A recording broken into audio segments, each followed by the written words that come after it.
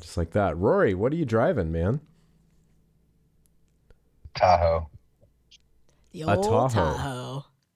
Man, I gotta tell you, I gave up the CX-90, which we had from another fleet company, to Yeah. take this. Mm-hmm. CX-90 is a nice car. Yeah. That's the Volvo? No, it's the Mazda. Oh. Yeah, it's that huge, Oh, yeah. Yeah. Cool. and it's like very drifty, really like um really fun. Like in the snow, like I was huffing it down here, like driving on the ice, and it was like it's just so controllable and so easy to drive. It's really fun. So we'll Nice. see if this thing can live up to it. This is like super luxe. It's got Blue Chew, or what's the Blue Chew? Black Rifle coffee in the cup holder. yeah. No, it's got a Mac Weldon. No, it's got a, what do you call it? The Super Cruise. Ah. Oh, uh-huh. Yeah, it's got all So, the stuff on it. so you gonna super cruise all the way to Florida? No. Just curl up in the back and take a nap? At best. Lane keeping, it took me a full hour, maybe 2 hours to finally figure out how to turn it off. Which like very sketchy, like when you're driving in the ice. Like, Matty, are you getting my audio, by the way? Are you getting like I'm recording. I'll be audio able off the call? to. I'll be able to mix it up later if you cut out a little bit. I'll make it work. Okay, because I just tried to record this call, and I guess it doesn't have permission to do that. So this is the only It's a pain. thing. But anyway, uh, driving in the ice, when it does the little lane keep like wheel jerk to try to get you, Oh it's like no. really Oh, fuck. unnerving. It's like I'm Yeah. going 85 miles an hour, like in on a very loose or like Yeah. very slippery roads, and it's like No, like what if no. what if I just give you 2 to 5 degrees of wheel right now? Yeah. Very That's- sketchy. Yeah, like that's enough to cause real problems. I took my car, because we have to do like annual inspections here, and last year I just had something else at the dealership, so I just like had them do it there, like while they were doing whatever I needed them to do. But this year I just took it. There's just like a garage that's like a 10-minute walk from my house, so I took it there just to drop it off in the morning and let them do it. When I got it back, and it's just like, yeah, they just got to fucking look it over and just like slap the new sticker on the windshield, whatever. And yesterday I was driving it, and I don't know if it's just like this garage's policy or whatever, but like I'm just driving down the road, and I kind of do a little swerve to like get around like a fucking pothole or whatever, and I feel the car like fucking yank me, and I'm just like, what? Fuck you. Like I stopped. I like I was like, God damn it, you fuckers reset my shit. You went in and turned back on the safety shit that I had fucking turned off because I don't fucking like it. And it's like, that pissed me off, man. What would they have done that would have reset your ECU? What would they have even done for inspection that would have like gotten? I mean, I think they just did it manually. I think they just like, maybe it's just like their garage policy of just like, oh look, this guy accidentally turned off his safety suite or whatever. No. Well, they may just reset it to factory spec, so that like all the emissions control stuff is in the standard configuration. Maybe, but there's so many other. I mean, there's so many other settings that would get reset. I was gonna ask. If they were to do that, they just did that one. I think so. Yeah, That's Okay. crazy. yeah. I mean, like my my end settings were the same, and weird. whatever. What the fuck? Yeah, it just like, but it was really unnerving. It's just that thing of just like, yeah, where the car is like doing something that you're not expecting it to do, and it's just like, no, fuck you. You're not driving. I'm fucking driving. That's right. Yeah, That's right. I don't understand who it's for, and I just don't. It's like in a million years, the last thing I want is the wheel to be like jerking in my hands when I'm driving down Yeah. the road, like artificially. Like Yes. it's so bizarre. And then the obviously the radar cruise control thing, just like no, I don't want cruise control to set a speed for me. I want to just go however fast everybody else is going. That's what like that's not what cruise control is. Like that's not, you know what I mean? Like cruise control doesn't mean just like get stuck behind someone going 45 miles an hour. Like it's anyway, these damn kids and their newfangled technology.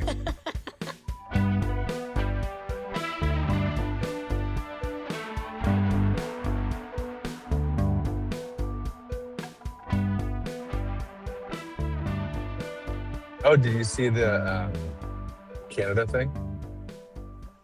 The Canada thing. Yeah, they just made an agreement with China to relax car tariffs Nice. if Oh no. in exchange for some agricultural tariffs. Ew. So I think they're going to be selling Chinese cars in Canada very shortly here. Oh, baby. Did this just happen like this morning? Like 5 minutes ago, yeah. Canada heard Ai Weiwei gave up, and they were like, "Ah, we're good. We're fine."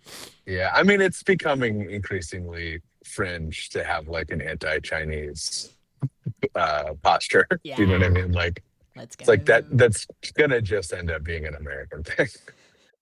Yeah. But yeah, they're will be selling Zeekers. I just finished my review of those cars. Didn't actually review them, but just kind of like my assessment of that. Like the cars are ready.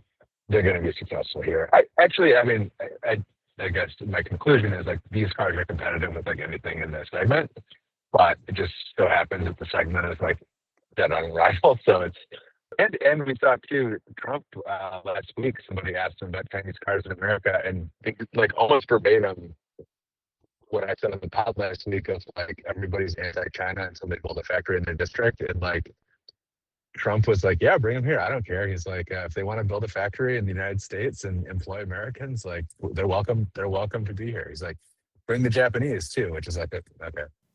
Japanese have been here for a long time. But, Yeah, for like 40 years. yeah, I mean, just just half a century or so. You know, it's fine. Yeah. Wow. Well, that's cool. I mean, it's cool that we will be the last country on Earth driving like dinosaur mobiles. It's what we deserve. It's Yeah. fine. We made our bed. We gotta lie in it.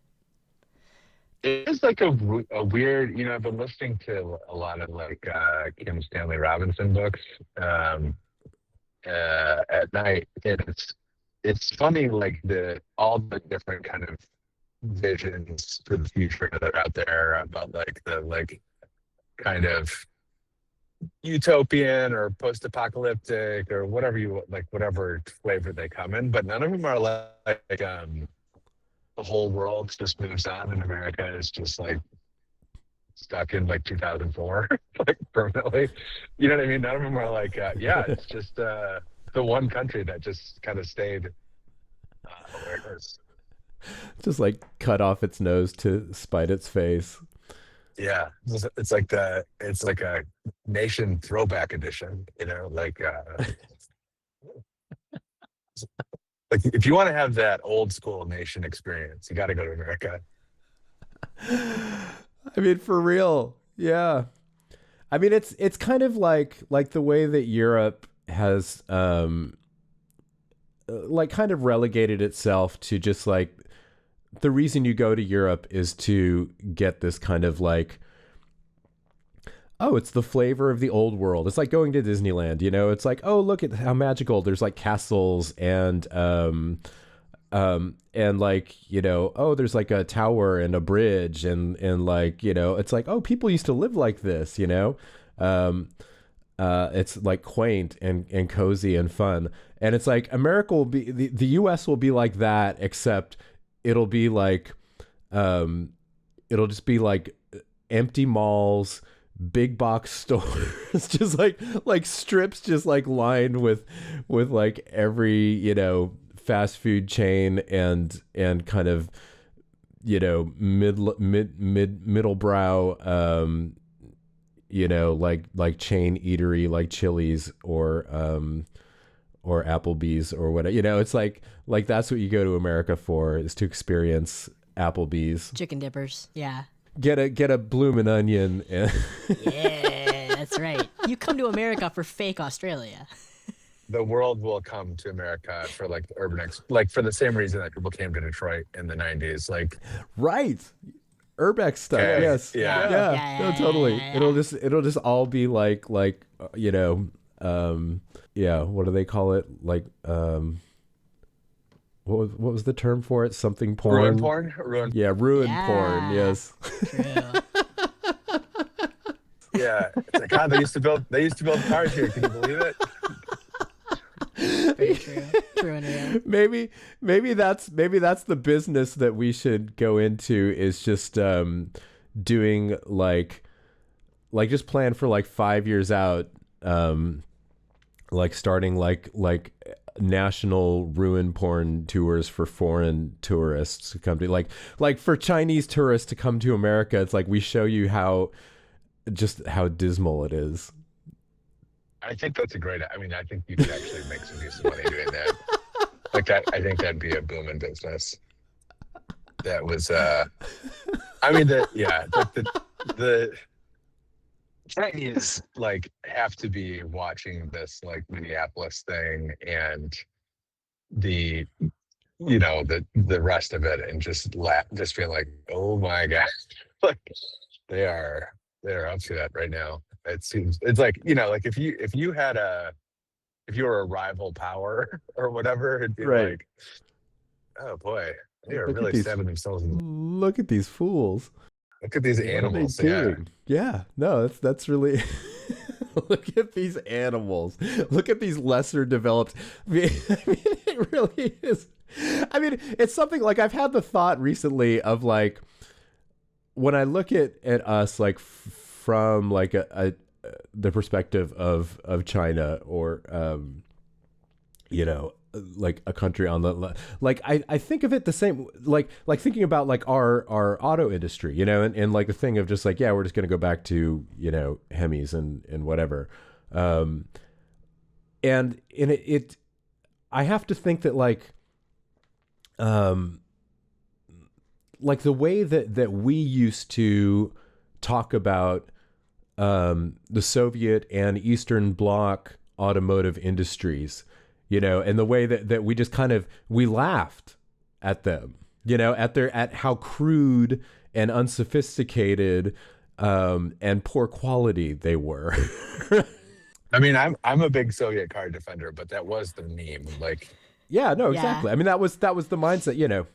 Right. No, that was the perception, was this like, you know, and yeah, and in the same way, I don't think it you know, I mean, it doesn't map 1-to-1. It's not completely accurate. I mean, there are a number of like really extraordinarily well engineered, you know, U.S. engineered American cars, but on the whole, you know, it's easy to imagine. It's like some people are advancing and some people are. Right. It's just like this willfully regressive, mindset. What else was I gonna? I don't remember. What are we supposed to talk about? What do we gotta? Sorry, this is. Well, yeah, it's all right. I had an idea that I kind of wanted to talk about some of the EV, the story that Jay ran on Alloy last week about kind of the forthcoming EVs of 2026. Oh yeah. I thought it might be interesting to talk about those in terms of what we think their chances in the marketplace are. So that could be something to talk about. We should talk about Daytona and stuff coming up for I mean, IMSA season about to start, and some handful of interesting new things to talk about with regard to that. And oh, and the thing that I was going to say before, just about that Mazda, was I was thinking of like, well, like, like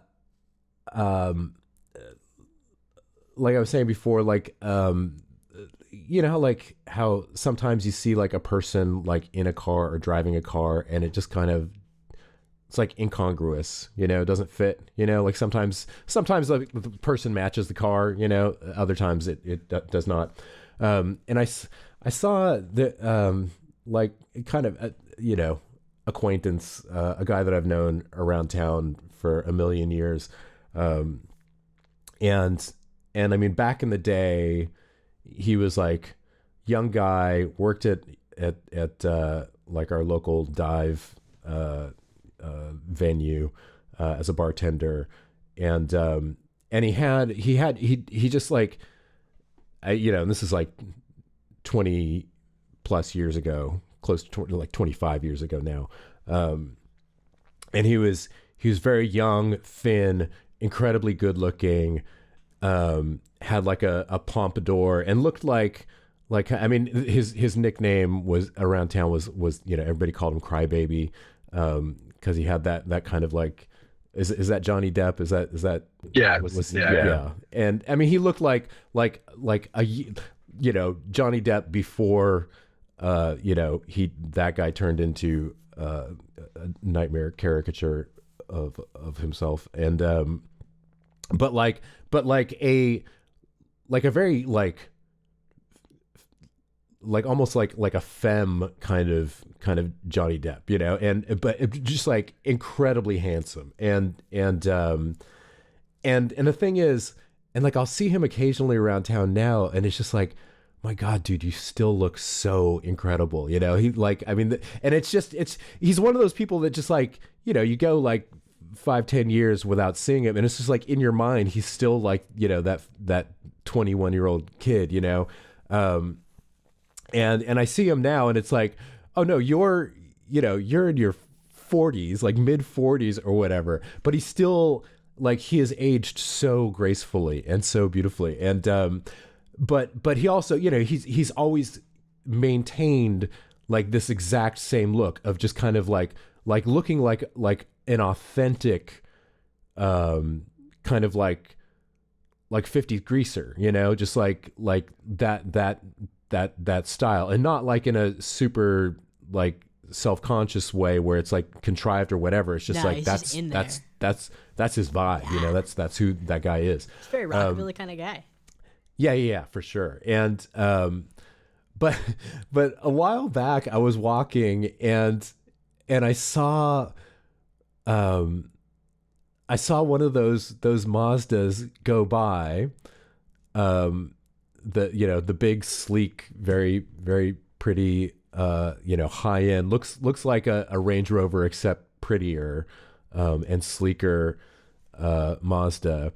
And he was in the back, one of the back windows was rolled down, and he was in the car. And it was just like, that does not fit. It's like, that guy should not even be in that car, you know? Like, literally, I was like, that guy should not be in any car built after like 1964, you know? And it was just so funny to me. It struck me as just so weird, and it's just like, okay, this can't be. That's great. Yeah, this can't be happening. You got to fix this.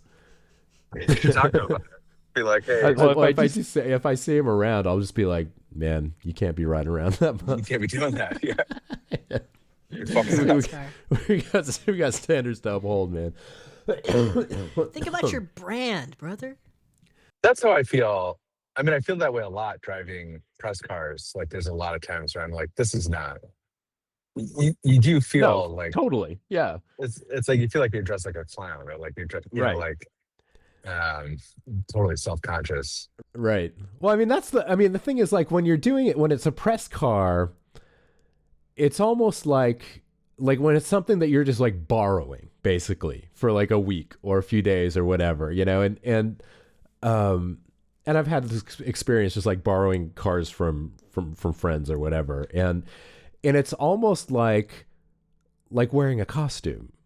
You know, it's like playing dress up and going out into public and being like, yeah, I'm a guy who drives this car. Yeah. You know, Me driving Rob Sass's E-Type for the summer, like Yeah. the green E-Type, and being like, "Yep, this is my car. This is what I drive." Yeah, 67 E-Type. This is who I am. Yeah. Yeah, I can imagine. I remember like Davey talking about like driving a Plymouth Prowler. Just like, and how funny that was.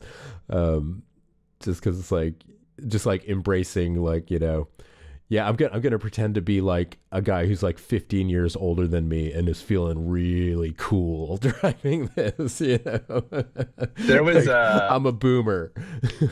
When I first got this like auto journo job, I was talking to like some of my former coworkers, and I was like, "Hey, you know, I was like, this job is pretty cool. I guess they just give you a different car every day or every week or whatever, and then you write about it, and then you get a different one." And I was like, "They're like, oh, what kind of cars?" And I was like, "Anything, like Bentley, Ferrari, and like, you know, we have Corvettes in the fleet. We have all this other shit in the fleet." And they're like, "That's so rad," or whatever. And then I went back to Lansing to like go to a concert with those guys, and I pulled up in like a purple automatic Kia Rio.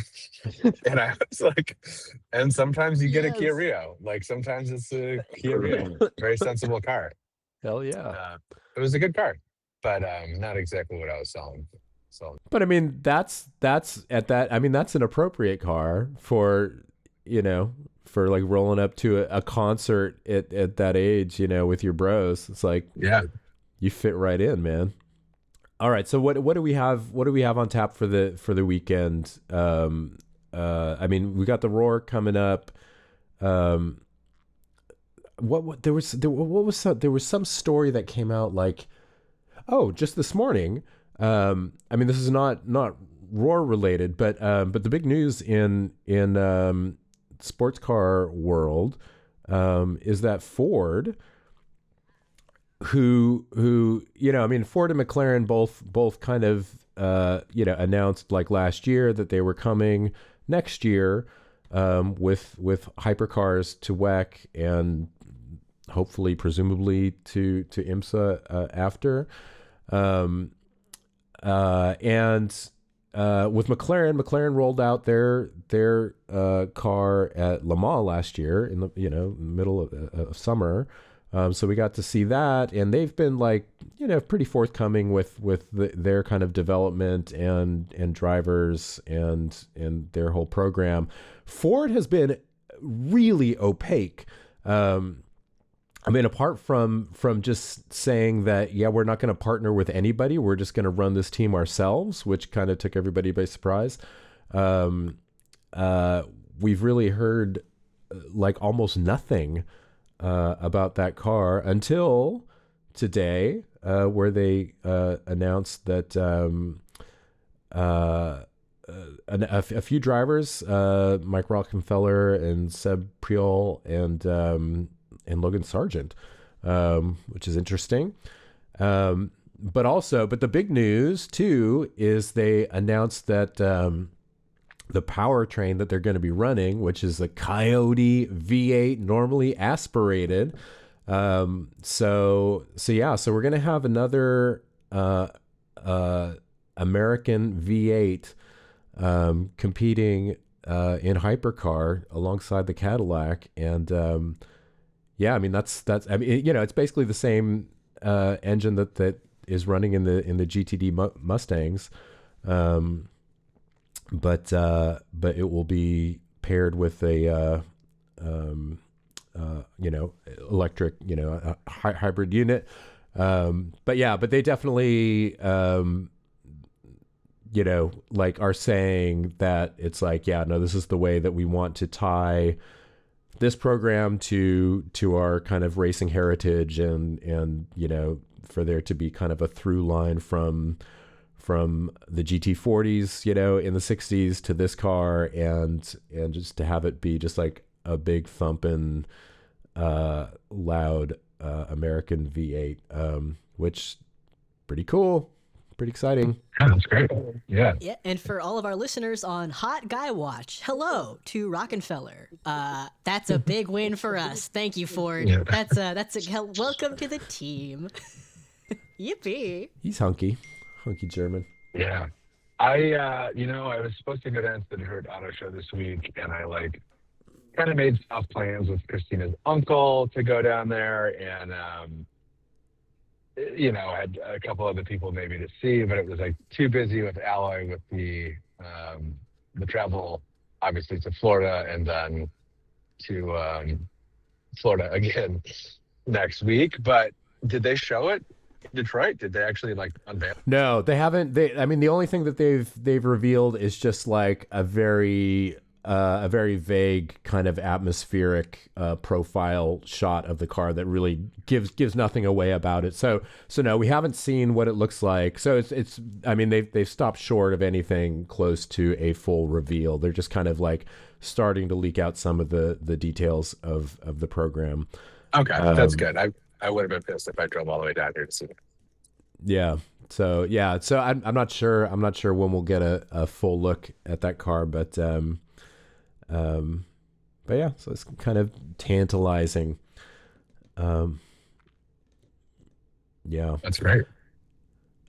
In other news, I mean, they pictures. I mean, yesterday was the first day that the cars kind of were rolled out for the Roar at Daytona, so we got to see what they're going to look like for this year.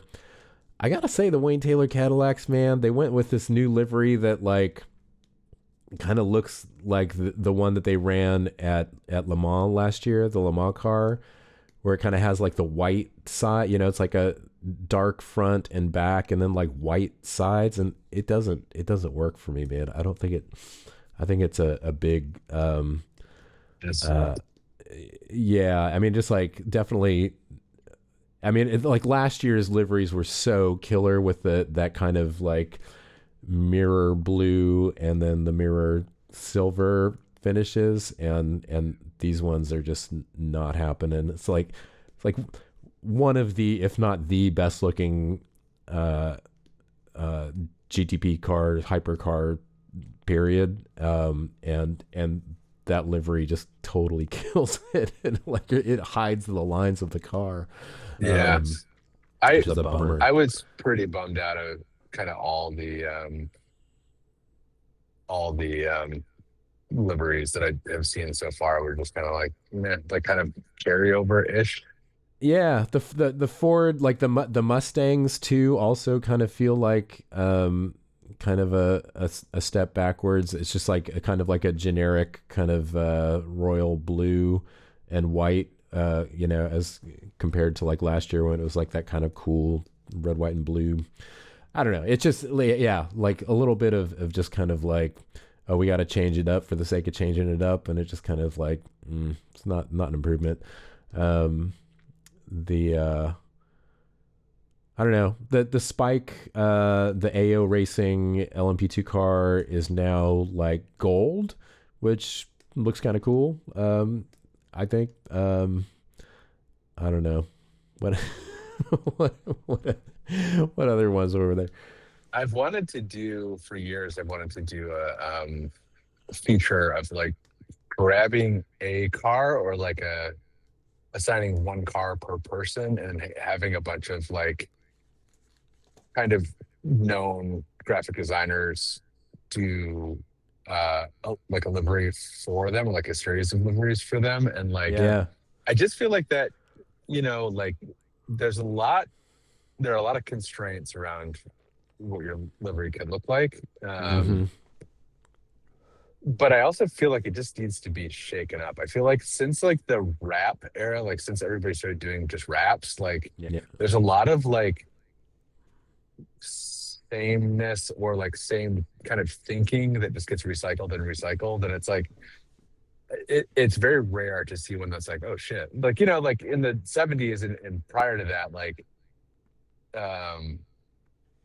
it was very common to have a wow, that's really fucking wild, or just really crisp and really tight and feels and again, it's they had fewer sponsors, they had fewer constraints, yada yada, but it's just that whole area seems more stagnant than it needs to be for racing. Like especially as like um how much things have changed and how much like I mean like a lot of the cars like aren't running a ton of sponsorships. Like in IMSA, it's like one or Yeah. two. Like it's not like you need to get 1,000 logos on it. Like you might have to in NASCAR. Like Yeah. I don't know. It just it would be interesting to kind of blow that up a little bit and see like It's almost like that thing where like the way that like desktop recording, like when you're like making a song, on your computer, and instead of like, using a 4-track or whatever, where it's just like, okay, you have this number of choices and you got to make it work with this thing. And like, versus like doing it on a computer, you have just like infinite like choices and possibilities, for just like instruments, sounds, effects, whatever, and it's like, you just have too many choices. And like the first thing that you have to do when you sit down is just like pick like, okay, what 5 sounds am I going to use, and just like get rid of everything else, yeah. And it's like, I feel like, yeah, just kind of like the kind of, maybe there's something where just like the infinite freedom that the rap kind of allows for is kind of paradoxically almost like paralyzing, where you just end up with just kind of everybody looking around and kind of mimicking everybody else, Yeah. And I mean I think too it's like there's just a lack it's just like like the cars have to look, you know what I mean, like there's a vernacular of livery design, I guess is what I would say. That's like, yeah. I'm just surprised at like the number of them that where like they actually like work against the styling of the car, and work to hide the styling of the car, which, I mean, that's the thing that's going on with those Cadillacs that bums me out, is because that's such a spectacular looking car. It's just like, let me see the car, the Wheeling one looks good. But The Wheeling one does look good, and so does the Crew. Very exciting lineup for Daytona. Good day who's for that's right. who's driving Yeah, the wheeling? They got Bamber and my special little guys in there. Connor Zillich. They are not reuniting my Corvette boys. I don't think Shane's going to be there at all, but Scotty's there, Ben Keating's there, Connor's there. So it's all good. That's good. Yeah. I miss my favorite guy, but it's okay. I'll see him in NASCAR. Yeah, maybe I'll see him walking around. Maybe I'll Be hard to miss him. yeah. I'm excited to do that. I don't think I went to Daytona last year. I did not know, because I was in Australia, and I was doing National Magazine Awards last year. I think. I don't know if I'd said this on the pod or if I said this, but I've been invited to do that like the last 3 years, and I think it was because I was editor-in-chief of Jalopnik, and then last year I had already left Jalopnik, and I was like, hey, I'm not editor-in-chief anymore, and they're like, yeah, you already signed up, whatever. So I was like, okay, like I'm just on the list now. And then I didn't get an email this year, and so I emailed them, and I was like, oh, hey, you must have emailed my old Jalopnik address. Surely you didn't take me off the list of National Magazine Award judges. And they're like, no, we did. R.I.P. If we need oh, we didn't forget. Yeah, no, it's like, nope, that was intentional. You're no longer an editor-in-chief. Like, Dang. oh, all right. Dang. Well, Wah, wah. That's okay. bad. I needed another ego check this year, and like another kind of like just small humiliation. Kind of had that while for the year. Yeah, it's important that you don't get too big for your britches. So It's been a year of small humiliations, but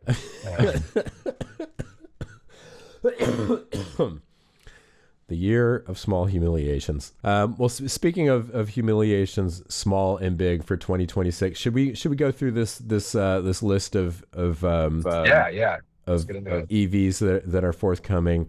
let's hit them. The first one is the Honda Sony a Fila, Yeah. which I think I like saw something about this a long time ago and didn't realize that they were actually bringing this to production. And when I saw it, I was just like, wait, what is that? They showed a second Afila crossover at CES. Yeah. So they're already thinking ahead. The thing is, like this sedan, which again is called a Fila, AFEELA.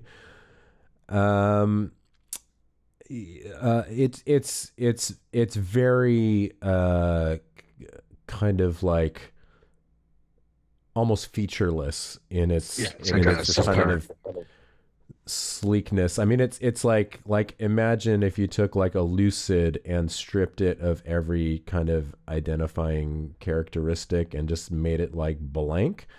That's what this looks like to me, and it's also it's a 4-door sedan, and it's going to be $90,000. It's going to start at $90,000. It looks like it's been airbrushed in real life. Right? Is how I think how that plain it is. Looks like a bar of soap, where it's like just shape. There's just a shape to it. Yes. Give me the Irish Spring. Right. Yeah. It's like if you just like ordered like a if like you're working in the clay modeling studio and it's like, yeah, send me over one of those blank cars so I can just like start designing on it, and it's like default Blender this asset. This is the blank. Like this is the slug that you get, I don't know, man. Like, obviously I know almost nothing about this car, but other just like just going on the name, the what it looks like, and the Price. fact that it's $90,000, I'm going to predict that they sell 0 of these. It'll definitely be single digits. It's I think the thing with a lot of this stuff is like a lot of these are like, okay, they had this idea in a totally different cultural and regulatory environment where it was like, they were building a car for what they thought it was going to be like in 2026, and then 2026 turned out to be totally different.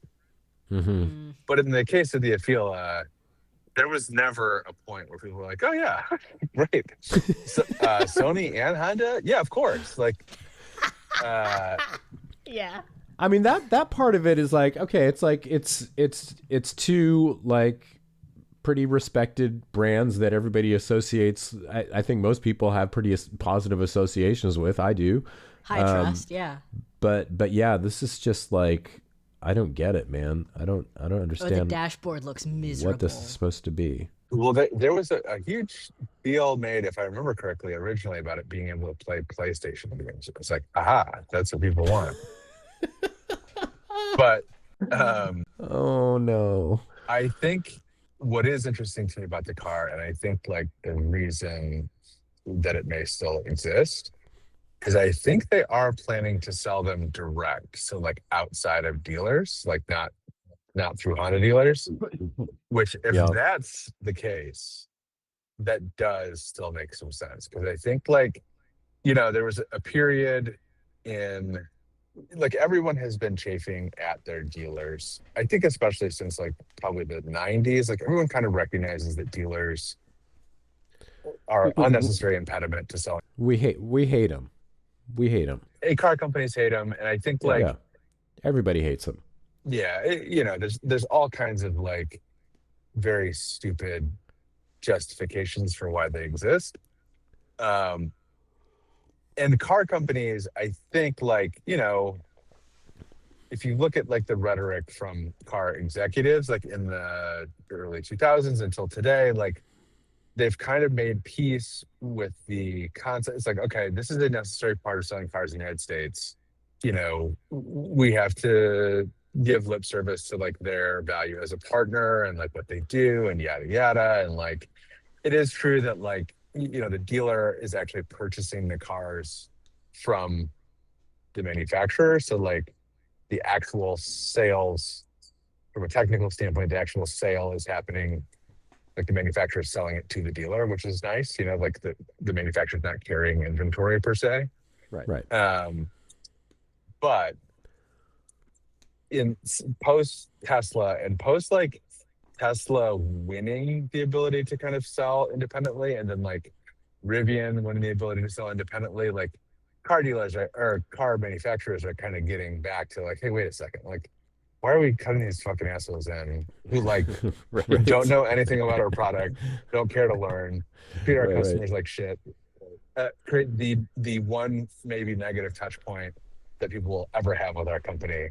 And so I think people are starting to chafe a little bit. So I think like if the Afila thing at this point is just Honda testing the waters and kind of poking around the edges to see about selling direct, then it's like, all right, like they don't need to make money on it. You know what I mean? It's like they don't need to like sell 100,000 of them. It's like it's kind of an experiment and kind of like a reason or like a workaround to like see how that goes. Like that part of it is interesting.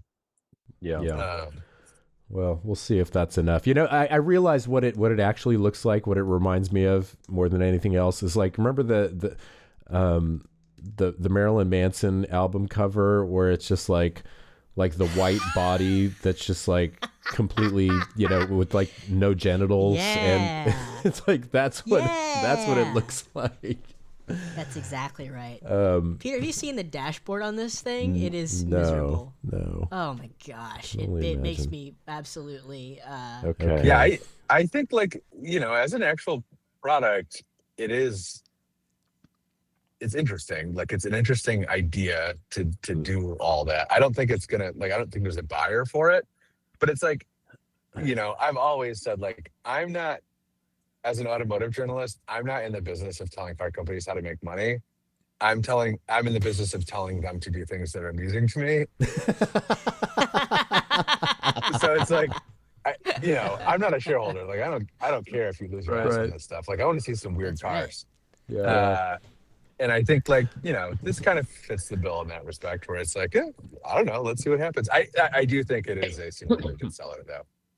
The thing that's weird though is that like, I mean, Honda also has those other cars supposedly coming that are EVs that are the ones that you saw in Japan last year, right? That are just like really radical, that really wild ass sedan. Zero, yeah. Right. And it's like that stuff, like that, and there was kind of like the crossover SUV that but similar design language where it's like really striking, really imaginative, and like and radical, and it's like that's something where I look at it and it's like, oh, I can see there being a market for that just because it's so unique and different and bold. But like this just feels like the complete opposite of that, where it's just like so anodyne that it's like, why would anybody want this, you know? I agree on the Zeros. I think they look like, you know, a future car from the 70s, like what's the Woody Allen movie where they go to the future? What's that? But I think it is fascinating. You know, I went to the factory last year, and you know, kind of like got inside.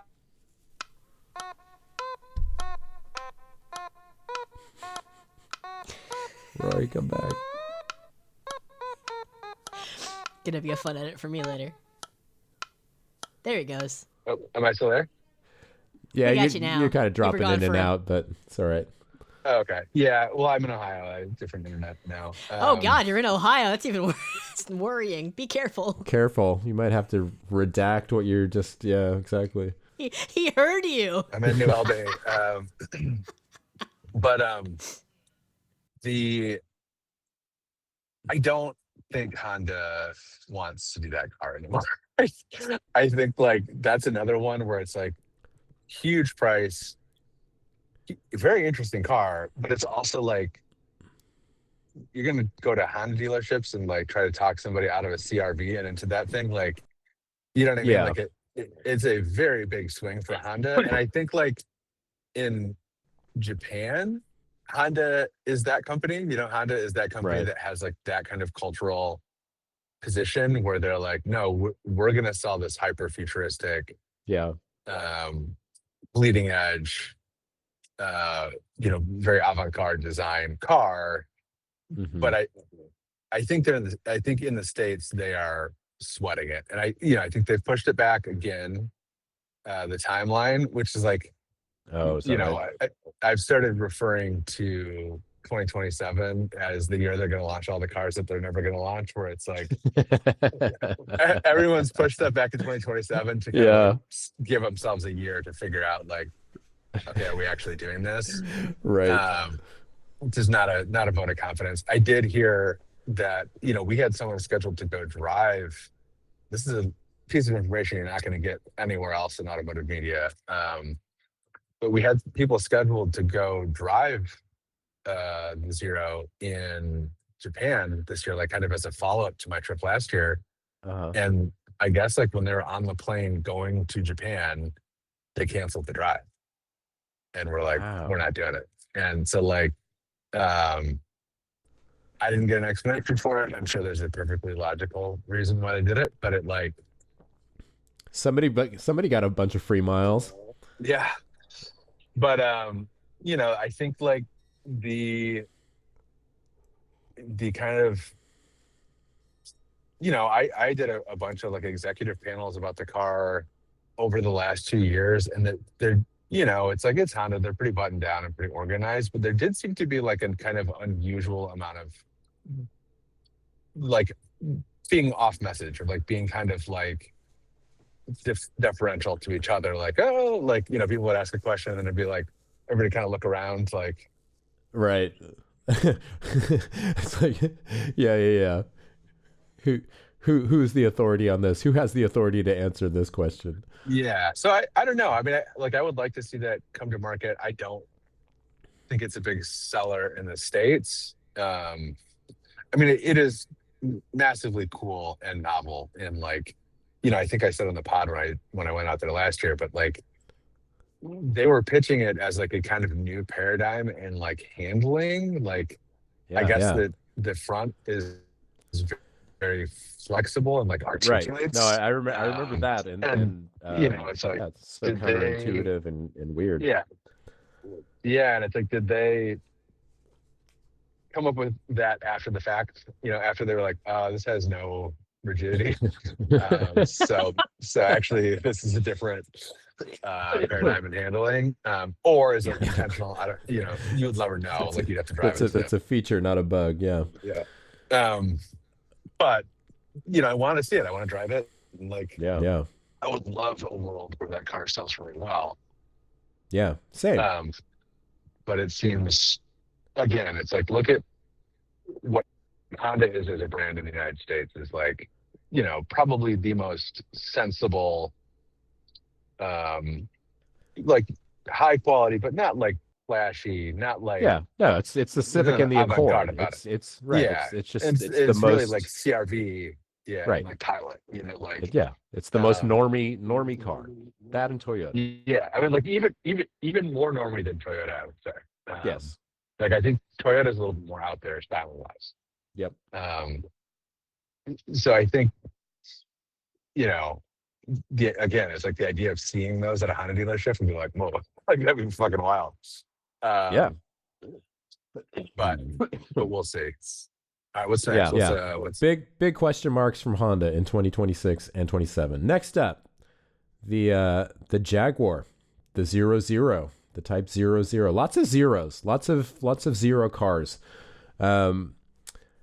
I mean, this is a car that we've talked about that kind of debuted in kind of coupe concept form last year or late the year before, to like huge controversy. It's really radical, brutal looking, slab sided. The production car is going to be like a 4-door, but still presumably like this kind of low slung, long hood kind of thing. And this is basically like a full relaunch of the Jaguar brand, moving like way up market, no longer being a kind of, you know, upper middle range thing, but kind of like moving up into the kind of, you know, Bentley echelon, of just like limited luxury and prestige. And you know, and this is kind of like Jaguar's re-entry into the marketplace after basically taking a couple years off from like even building cars. So it's a huge dice roll. And I don't know, what do we think? What do we think of its prospects? I read some British press on it, like some British press have driven it, which is like huge grain of salt. Obviously, there's like a little bit of a homer problem Sure. there. You know, like who are they going to root for if not Jaguar? But they say it drives awesome. I think like I've seen the camoed version of the 4-door, and I think it looks very good. Mm-hmm. I loved the super weird concept. I think like Jaguar had to do something. Like it was a company that like I, as a car journalist, kept forgetting about. You know what I mean? It's like I kept forgetting that it exists.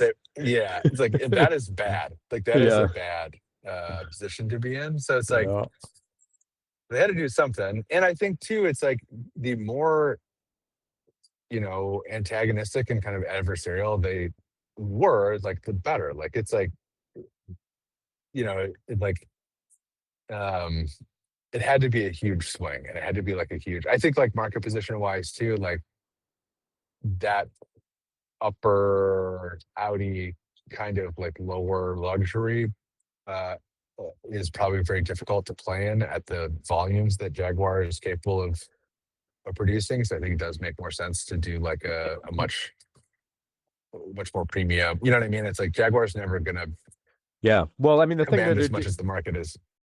Well, and they're I mean, it's going to be a much smaller volume vehicle, you know, what this is. I mean, they pared back their dealer network a lot, and it's going to be a much like they can't go. And I think like, you know, they tried, they can't go toe to toe with Audi. Like it's just like, even if there was demand, there's that like you said, the dealer network, and there's also not like the manufacturing capacity. You know what I mean? Like it's not that big of a company, and like they're not going to be. So it does, I think, make more sense to play in that like rarefied, super high margin, super low volume neighborhood. I mean, I don't know. I think it like, you know, with all these, it's like the ones that I'm kind of like more bullish on. It's like, well, they're also going to go try to sell an EV sedan in America, which is like, to me, a non-starter. Like, it's just, you know what I mean? Like, it's just, there's not a market for it really. As much as I want it to work, or I think it's going to be cool or whatever, it's like, you know, fundamentally, pretty limited constituency. Oh, I was just gonna say, I mean, I actually agree with you, and I'm kind of weirdly bullish on it too, despite not really being persuaded by it at first. Like I don't hate it. I can't say that I love it either, but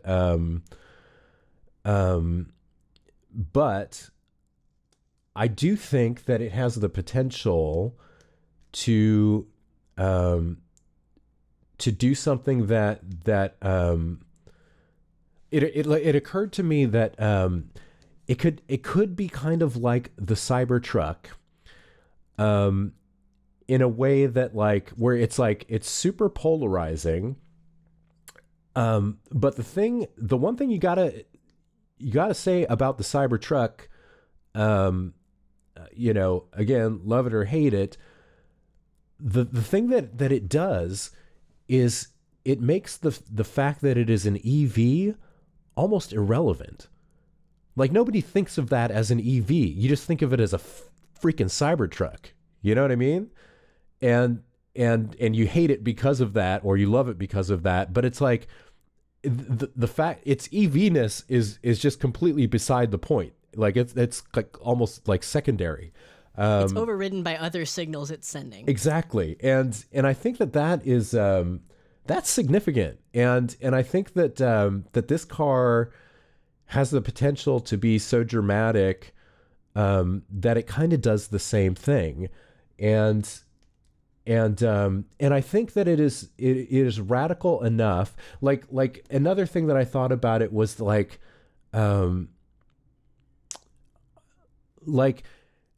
as dramatic and radical as the Cadillac Celestiq is, I could be wrong about this. It could just be that, you know, I have a fairly limited, cultural kind of perspective or whatever. But it doesn't seem to me like that car has made a huge impact on the public consciousness.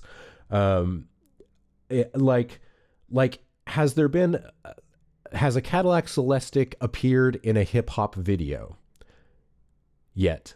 I don't think they do those anymore. Do they do videos still? I think so. I mean, I guess there's no more MTV now, so maybe they don't.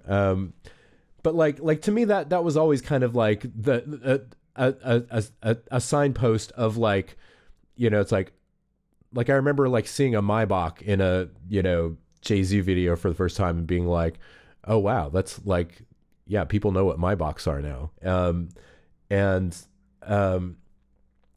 And I feel like I could see this crazy Jaguar popping up in a video, you know, because it has, like, I could see like Kanye rocking one of these, or, you know, somebody like of the, you know, I mean, Kanye is maybe a bad example, but, I don't know. I could see it like just being so dramatic that people are attracted to it, like in that kind of milieu, and having it like generate that kind of cultural cachet, that again kind of makes its EV-ness secondary to just how dramatic a car it is. Yeah, it'll be. I think that the actual production car is like far less dramatic than if the concept was coming to market, I would agree with you. Mm-hmm. But I think this will be a little bit toned down, which kind of like will reduce that effect. I don't know, man. I mean, the spy shots that I've seen, like that car looks pretty similar to the show car. I mean, it's just like the greenhouse is longer, but that's really the only significant I think the show car differences that I've seen. It's like the proportions are like insane. You know what I mean? Like, yeah. It's like a E-type proportions, but yeah, like, I don't know. Is the hood gonna stay that long? Yeah. But yeah, I mean, like I said, it's like they had to do something. I would be surprised if it really works in the way that they needed to, but they had to do something. Like you could not ride out whatever XF and whatever something was like that. Just was not, that wasn't going to work. So yeah, I like, you know, the thing is too is like I was really excited about the kind of little Tata Motors renaissance they had in like the 2015, 2016 era. Like those were some really good cars to drive. Like we had that F-Type for a year that I drove the shit out of. I drove that car everywhere and I loved it. And and like we all the sedans, like I remember taking like long road trips in those and really loving them, but they were like, you know, kind of plagued by reliability issues, and that's the same old Jaguar shit where it's like these cars look great, they drive great, but like they're not reliable. Yeah. Like they kind of fail as a car, but yeah, it'll. I don't know. Like I think Jaguar's kind of doomed. But the other thing too, like the Celestic thing, and like even the. So we're bullish on the car, but we think the mark is doomed. I like the car. I just don't think it's gonna work. Like I don't think it's gonna save it. You know what I mean? Like Yeah. The thing about the Celestic and the Cybertruck, to a lesser degree, obviously with the Cybertruck, but like Celestic and Cybertruck are purely. I mean, Cybertruck was intended to be a volume product and just sucks and everybody hates it, and so it doesn't sell. Yes. But like Celestic was never intended to be a volume product. It was intended to be a brand statement, and it's like, it's like Celestic. If they sell, but I mean, but part of being a brand statement is that it generates that kind of halo effect where it's like where everybody is just like, it's the thing that people kind of like whisper about in awe, or whatever, where it's like, ooh, and that's ideally that would be the case, but it doesn't. What I'm saying is like, they can sell 5 Celestics and still make money selling optics and whatever else, like crossovers. Jaguar's not in that position. Like this is Jaguar's only product. So this has to, if they bring us to market and they sell 5 of them, they're going to be in deep shit. And I think they'll probably just be done at that point. So well, yeah, I am cautiously optimistic about the Jaguar Type 00. Yeah, that's about the best I can say for it. Yeah, I would say I'm really excited about it. Like I'm excited to drive it and to see them on the road. Good luck to all car makers. Good luck to all automakers. Good luck to all car makers. Right. Okay, next up we got the Rivian R2, the kind of smaller, kind of mid-sized, downsized Rivian, which looks a lot like your car, Rory, but maybe shrunken down like 20%. It's going to expected to have a starting price around $45,000 for single motor, and then going up from there. I mean, I don't know. This could work.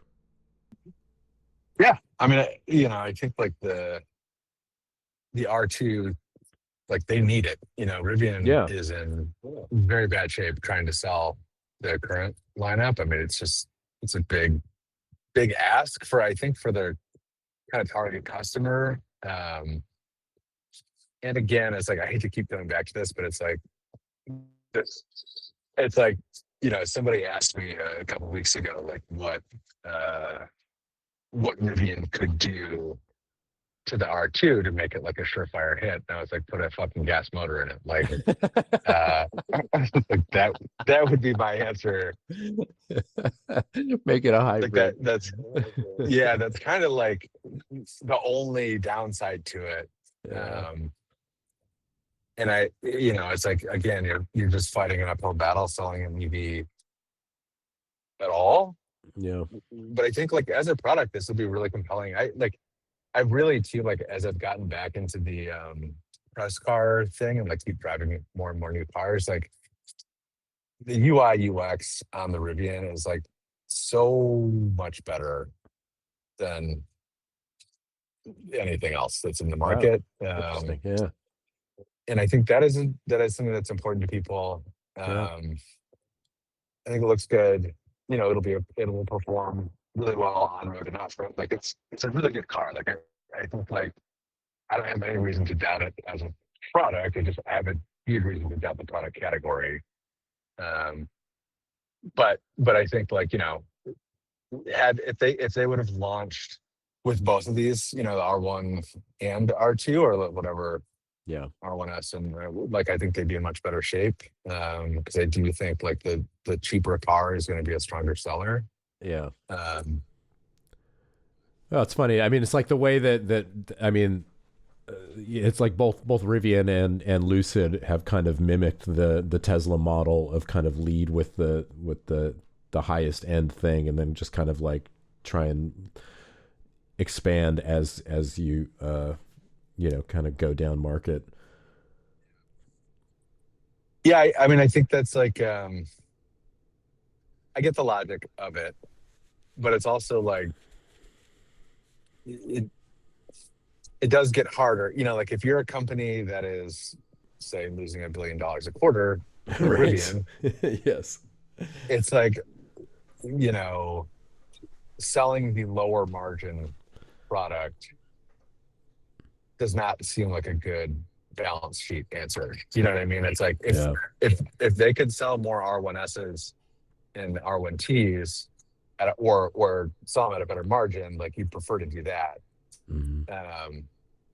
But it's like, that's why Tesla hasn't delivered whatever, a Model 2 or whatever, because it's like, as every car maker knows, that as you go down the price point chain, like your margins just get worse and worse. And Yeah. like in your costs, they change, but they don't change a ton. Like it's, you know what I mean? Like, but it's been very interesting to see Rivian too, like touting very publicly, like, here's what we're doing, because they have a constituency of investors that they have to speak to as well as customers. Like a lot of the messaging from like RJ Scaring and a lot of the message from like Rivian official channels is like, here's what we're doing to make this car cheaper to make. Like we're reducing parts count, we're reducing complexity, like we're reducing, and it's like, like Chevy would never have an ad where they're like, or a social post where it's like, now with 25 fewer parts. Yeah, it's like, hey, we reduced the length of the wiring harness.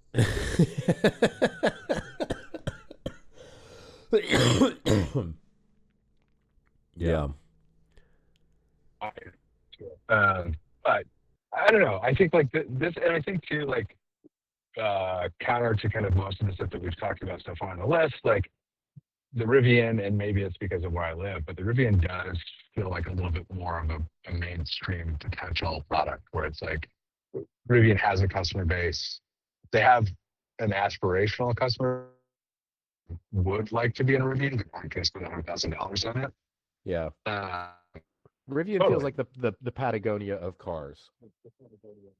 Yep, absolutely. And I think like, I can look around in my social circle in Traverse City and say like, there are 5 or 10 couples or whatever who would be in a Rivian,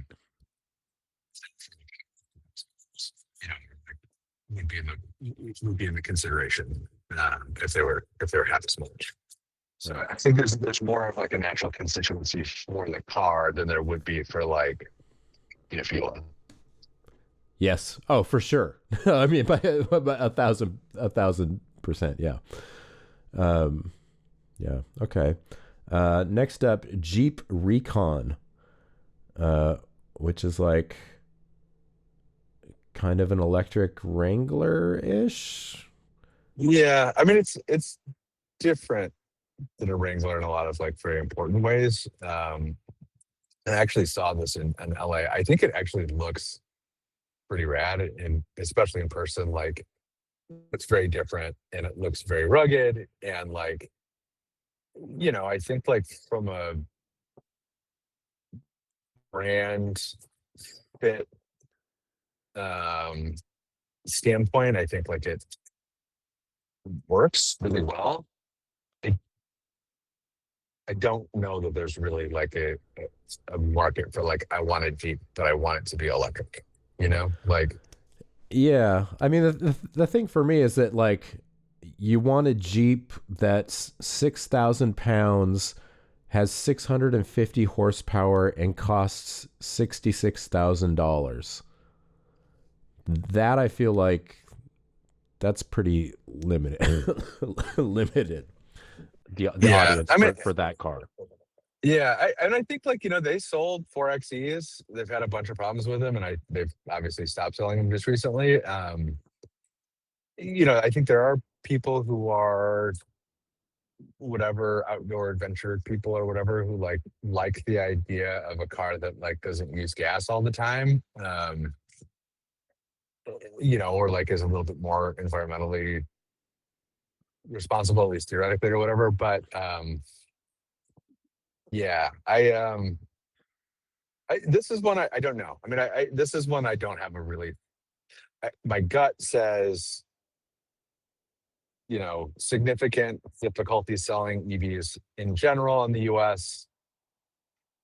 The kind of like off-road adventure, except you have to charge it thing does not make sense. I think I've said that a million times with the Rivian Yep. thing. But at the same time, like, I don't know. I think like the look of this car is going to do a lot of work. The kind of like ability to take the doors off and the roof off, but also like not have the like super loud kind of agricultural experience of a Wrangler, I think like is really interesting. I think that's like going to be kind of overlooked. I think like Yeah. that's something that doesn't register. People are like, I'll be like, I like the Wrangler and I like the Ford Bronco, and they're like, oh, they're so loud, and it's like, yeah, I guess they are. Like like we've discussed many times in the pod, like I just don't that stuff. I don't pay attention to that stuff. Doesn't It doesn't register register to to you. me. Yeah. Yeah, it's like I'm too much of a Neanderthal to like really like be aware of any of that. Yeah. But I think to the average, like I think there are people that stay out of a Wrangler that want a Wrangler. They want to be able to take the roof off. They want to be able to do a little bit of off-roading. They want that kind of like rugged look, but they don't like the noise. They don't like the Right. Sure. They don't want to have to suffer for it. Yeah. Yeah. And I think like if this can deliver some of that, like that might be something. You know what I mean? Like there might be a 5-digit sales number per year. Yeah, I could see it actually. Yeah. And I think like the price point, I think everyone's kind of giving like are kind of shocked at like a $66,000 Jeep, but it's like go to a Jeep dealership and shop Wranglers. Like there are a lot of $60,000 Wranglers out there. Yeah. Like Wranglers start really cheap, but like they don't sell at that price. Like there are tons of people spending $50,000, $60,000, $70,000 on a Wrangler. Like that's for sure. And actually like looking at this, like it does kind of have more of a kind of Land Rover vibe to it that I think could be somewhat appealing. Yeah, I could see, like I said, like a 5-digit, low 5-digit sales figure for that per year. And I think like that would be a huge success for Jeep, especially like, so 4xe has been a total debacle.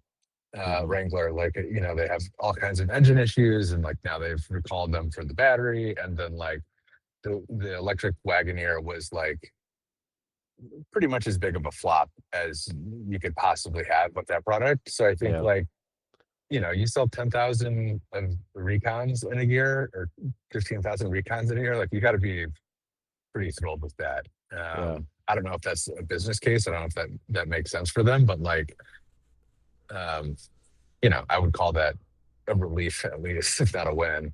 Yeah. No, I think you're right. I think, not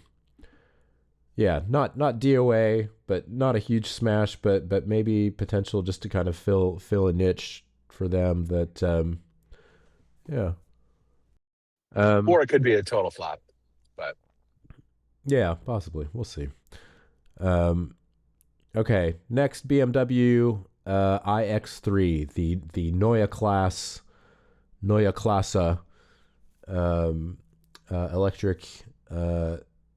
electric X3. A car that we've talked about. I mean, it's it's not particularly radical looking. It does look better than most contemporary BMWs. I think. I think the new design language is nice. It's appealing, fresh. They do talk a lot about the you know, the car's just whole kind of I can't remember if it's this car, which car it was that I was reading about, where they were just talking about like basically the car's OS, which to me is just like that. Like that's when I want to just like send up a distress signal. It's like I don't want my car to have an OS. I know they all do at this point, but just like the fact that it's like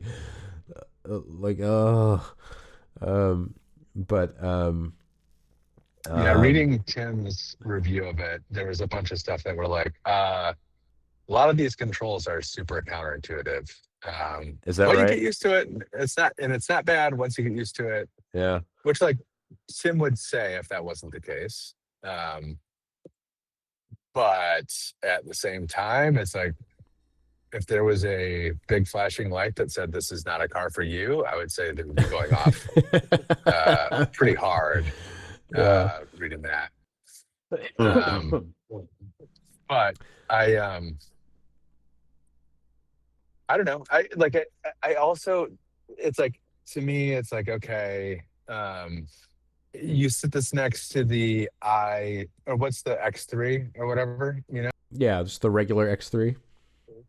And it's like, okay, I'm a suburban mom X3 buyer. Mm-hmm. Sell me the iX3. Like, why do I pay more for the iX3?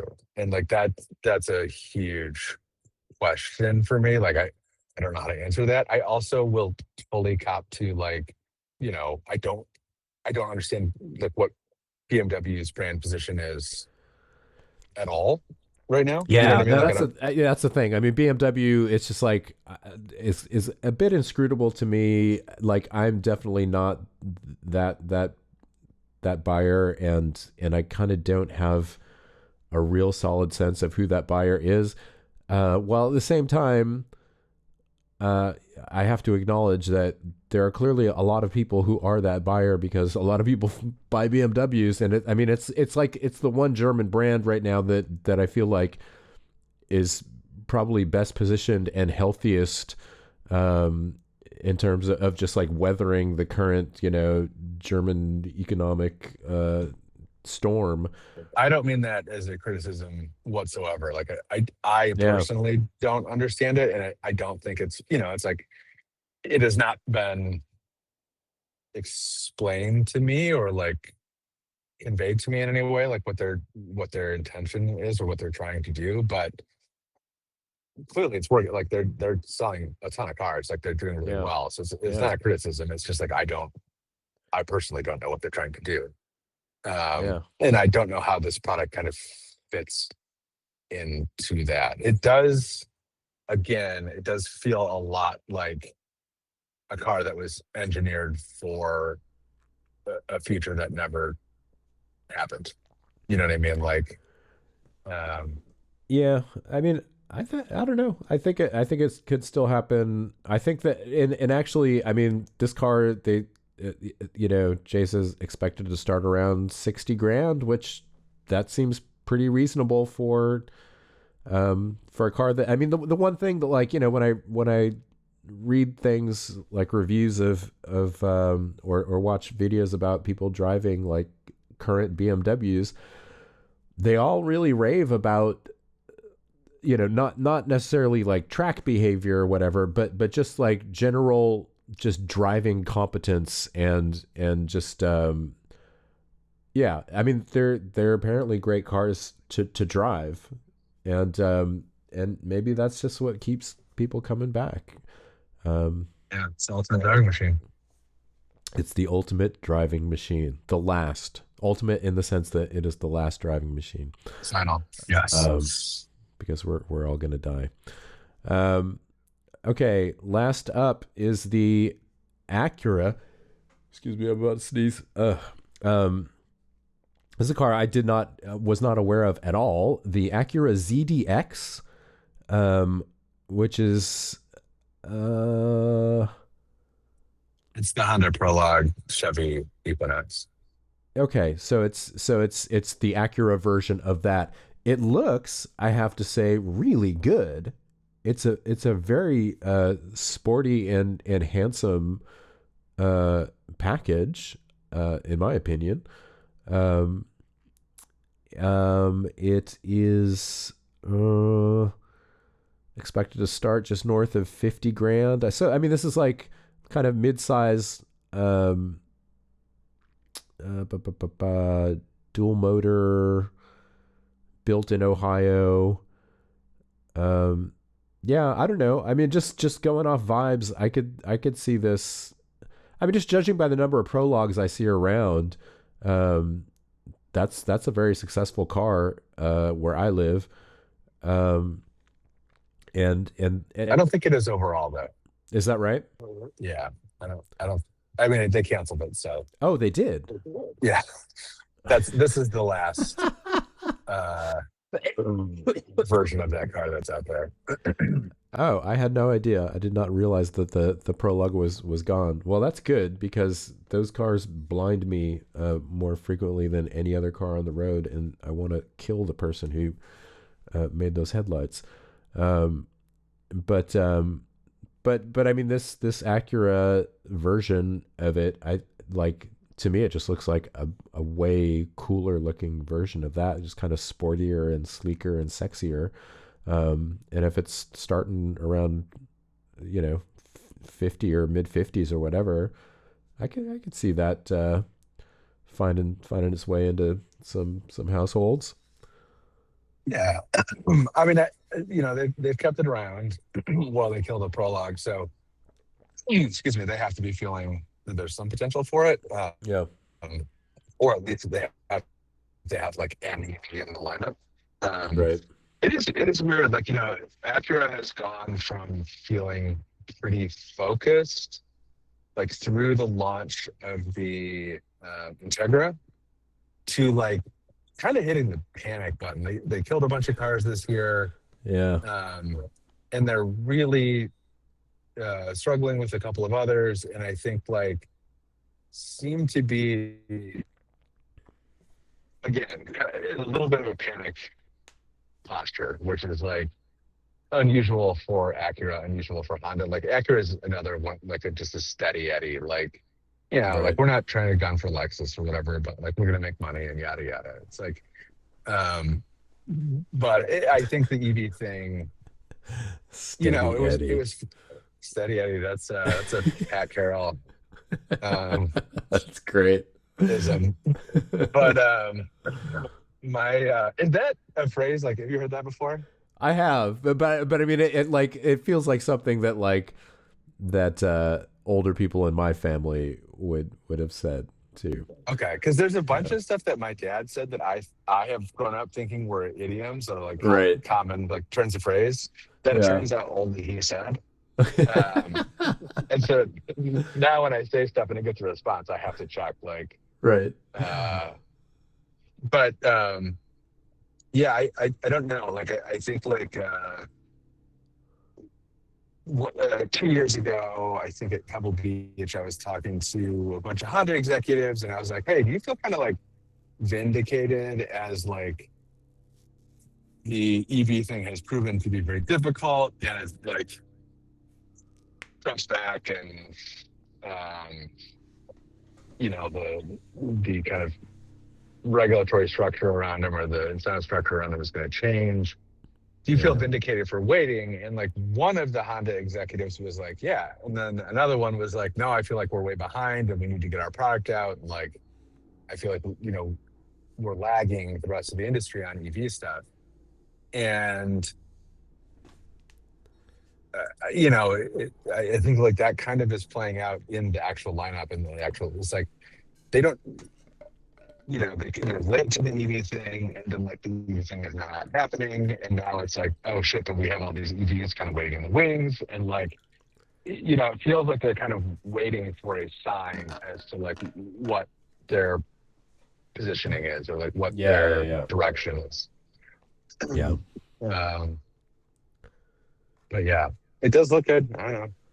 And like, it's just, from a specs perspective, like it's just not super competitive. So it feels, it's almost like it feels like more of a compliance thing where it's like, we got to have an EV in the lineup.